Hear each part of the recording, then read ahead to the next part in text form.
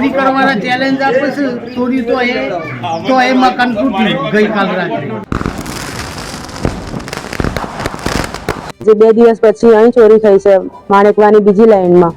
અહીંયા બી શું ચોરી થયું છે એ તો ખબર નથી, પણ અહીંયા તાળા બી તૂટ્યા છે, બધું માલ સામાન બધું ફેંદેલો છે.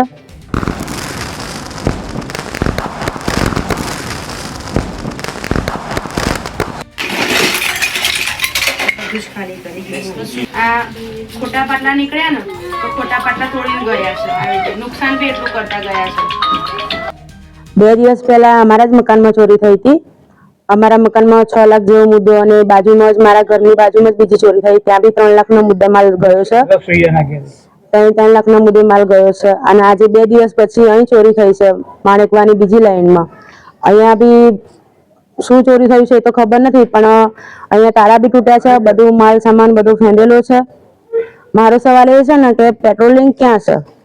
જો 2 દિવસ પહેલા મારા ઘરે ચોરી થઈ છે તો બી ચોર બેફામ છે.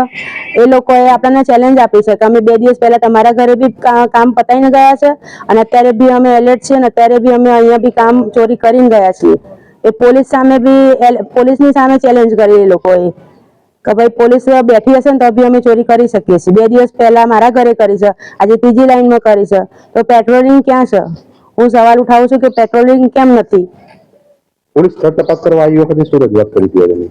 એ લોકોએ કહ્યું હતું કે તપાસ ચાલુ છે, સીસી ફૂટેજમાં બધા રેકોર્ડિંગ નીકાળ્યા છે, એ કાર્યવાહી એ લોકોની ચાલુ છે, પણ તો બી ત્રીજા દિવસે આ ચોરીનો મામલો આવ્યો છે વચ્ચે, તો પછી પેટ્રોલિંગ ક્યાં છે એમ?